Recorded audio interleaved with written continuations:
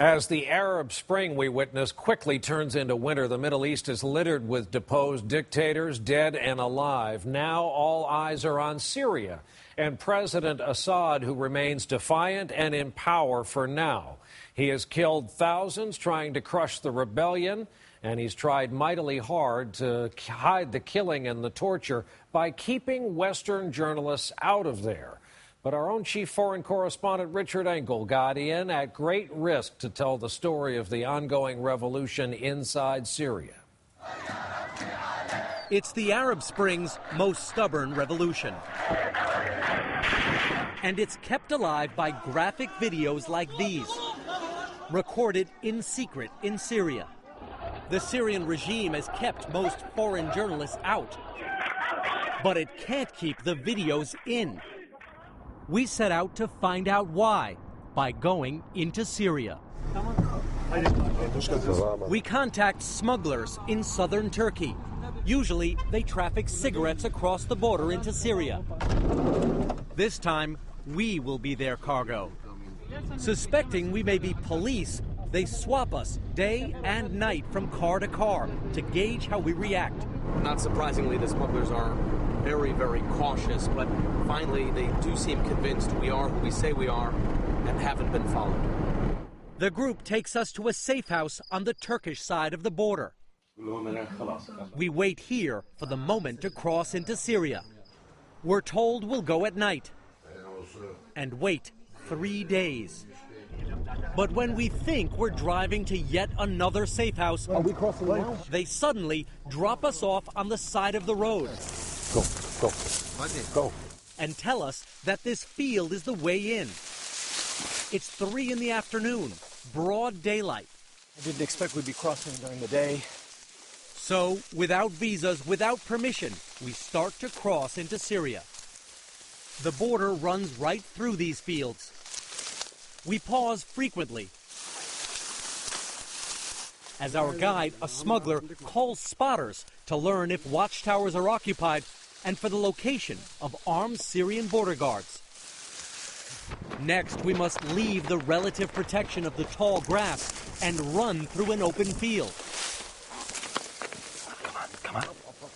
Once we cross the barbed wire fence, we're inside Syria. The stakes are now much higher. If we're caught as Americans, we'll likely be accused of spying. This is the part where we are the most exposed. It's open land all around us.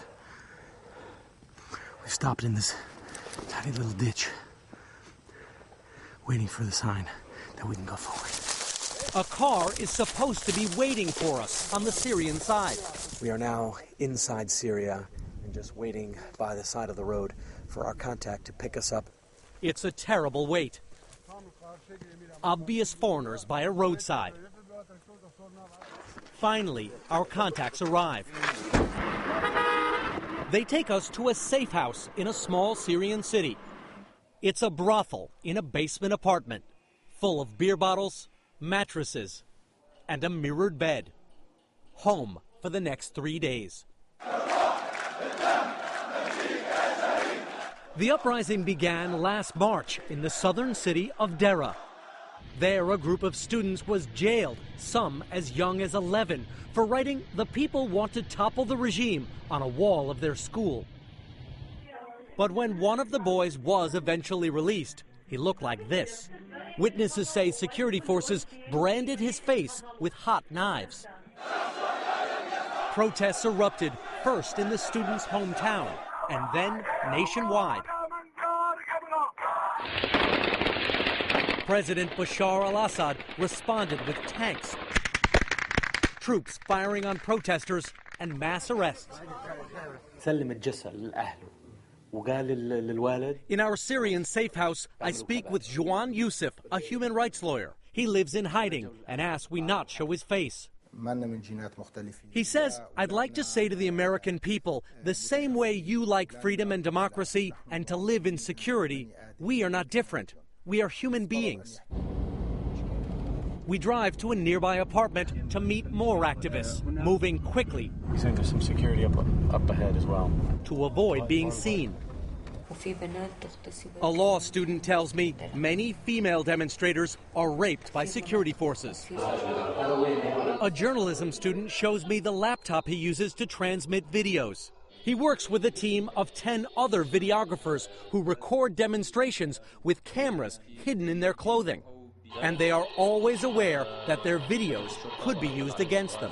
He says we deliberately film crowds from a distance so individuals can't be recognized or arrested.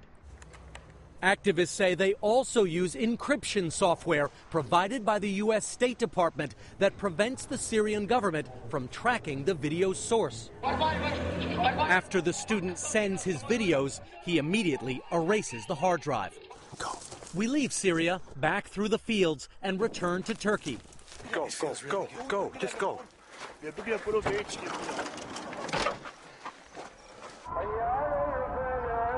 In Istanbul, the Ottoman capital on the Bosphorus, we meet Omar al-Muqdad. He's the other half of the opposition. He distributes the videos recorded in Syria to the world. The 31-year-old began opposing the Syrian government while he was still in college. Al-Muqdad says he founded 3 unlicensed newspapers in Damascus. All were shut down by the government. We didn't make any crimes. We're just trying to follow our freedom. He says he was arrested 7 times. In prison, Al-Muqdad says the guards told him if he stopped writing, they'd go easy on him. And they said, will you continue writing this nonsense? I say, if I see something wrong, I will write about it. I will not be silent. Then they say in cold-blooded way, okay, cool. We will help you to stop writing. They put my hand on the table and they broke it. They said, we'll help you stop writing. Smash. And they broke my hand. Since fleeing Syria last spring, Al-Muqdad has helped post more than 2,500 videos. Why did Tunisia fall? Egypt fell. Gaddafi's regime fell. But Syria hasn't. Why not? Because we have a problem with the army. The army is still under their control. 41 years, they put all the country under their control. The Syrian government declined to speak to us, but claims the demonstrators are armed gangs and terrorists who have killed hundreds of Syrian security forces. How do you see this developing? The people are determined to take the regime out. And their most powerful weapons are laptops and cell phones. We're always happy to see you back. You were briefly insanely exposed during this story. Back up one little thing to this State Department software. How does that happen? Yeah, the State Department helps these activists communicate without being detected by the Syrian government. About 200 activists have been killed for transmitting videos, and this is part of the State Department's initiative to give them some degree of protection. The U.S. has said there will be no military intervention, nothing like what happened in Libya, but they're helping in ways they can. Hard to believe. February of this year, you and I are walking through Tahrir Square. And, you know, you're looking at Cairo, a city where you moved as a young college graduate to learn Arabic. Mubarak gone, Gaddafi gone, Assad very nervous. Assad is very nervous, especially after Gaddafi was killed. The stakes are suddenly much higher. He saw that unless he wins and crushes this revolt, Assad could end up becoming killed. It has also encouraged the demonstrators because they saw that someone like Gaddafi himself could be brought down. So the stakes are higher for both sides. Always good to see you, especially after this trip.